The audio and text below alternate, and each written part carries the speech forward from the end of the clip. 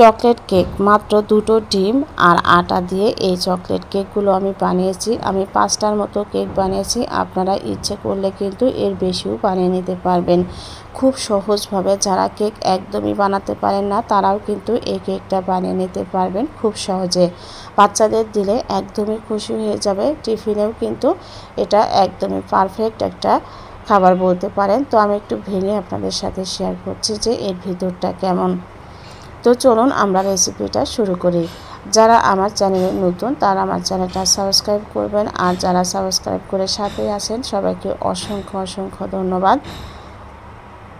তো দেখতে পাচ্ছেন এখানে আমি নিয়ে নিচ্ছি হচ্ছে দুটো ডিম, আর এই কেকটা কিন্তু আমি চুলায় করেছি এবং পানির ভাপে, কোনো রকমের পুড়ে যাওয়ার চান্স নেই।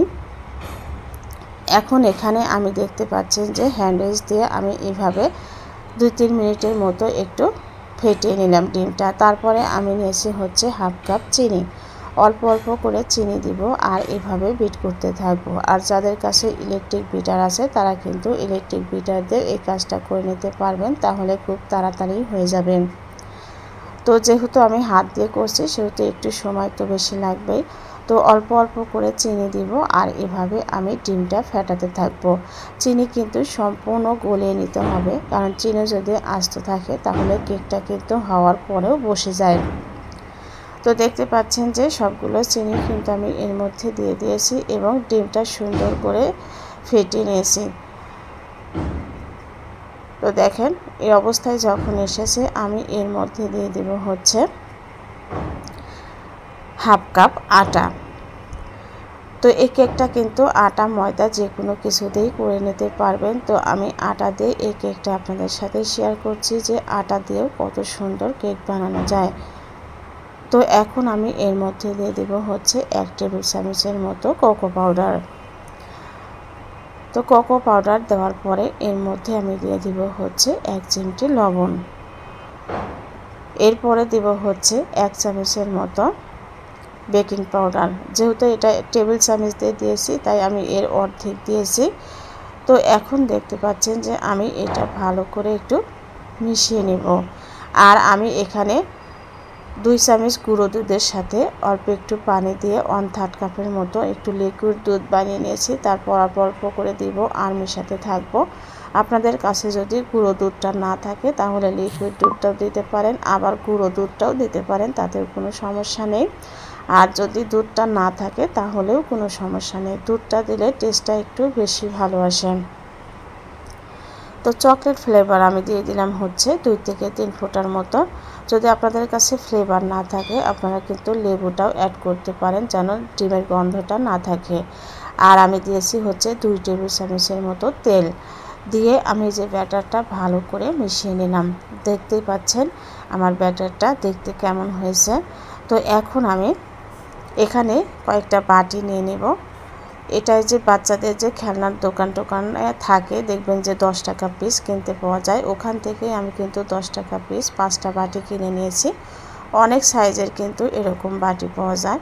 আর এমনিতে যদি আপনি কেকের মোল্ড কিনতে যান এগুলোর দাম 20 থেকে 30 টাকার মতো লাগে। তো আপনারা কিন্তু এভাবে এগুলোও কিনে নিতে পারবেন। তো তেলটা আমি সুন্দর করে ব্রাশ করে নেওয়ার পরে এখন আমি এর মধ্যে কেকের ব্যাটারগুলো অল্প অল্প করে দিয়ে দেব। একদম ভরে কিন্তু দেওয়া যাবে না, তাহলে কেকটা যখন ফুলে উঠবে তখন। তো এরপরে আমি যে দেখতে পাচ্ছেন যে আমি অল্প অল্প করে একটু জায়গা ফাঁকা রেখে কিন্তু এর মধ্যে ব্যাটারগুলো দিয়ে দিচ্ছি।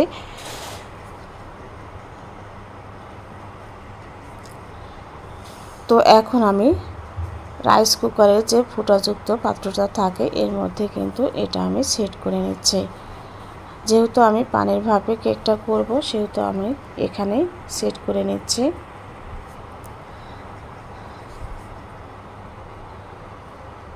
তো সুন্দর মতো কিন্তু সেট হয়ে গেছে। এখন আমি আগে থেকেই পানি গরম করে নিয়েছি প্রায় 10 মিনিটের মতো। এরপর আমি এর উপরে বসিয়ে দিব ঢাকনা দিয়ে ঢেকে 20 মিনিটের জন্য। তো 20 মিনিট পরে আমার কেকটা দেখেন ফুলে ডাবল হয়ে গেছে। আমি একটু চেক করে দেখব ভিতরটা কাঁচা আছে কিনা। তো একদম পারফেক্টভাবে কেকটা কিন্তু হয়ে গেছে। আমি এখন মোল্ড আউট করে নিচ্ছি। তো দেখেন কত সুন্দর হয়েছে আমার কেকগুলো দেখতে।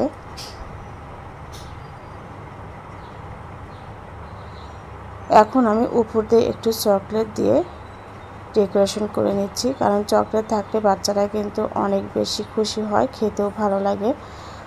তো এটাই হচ্ছে ফাইনাল লুক। কেমন হলো আমার আজকের কেকের রেসিপিটা? ভালো লাগলে লাইক, শেয়ার, কমেন্টস করে সাথেই থাকবেন আর আমার চ্যানেলটা সাবস্ক্রাইব করবেন। ধন্যবাদ সবাইকে। অনেক অনেক বেশি মজা আর সহজ একটা কেকের রেসিপি দিয়ে দিলাম। তো একটু ভেঙে শেয়ার করছি যে এর ভিতরটা কেমন হয়েছে।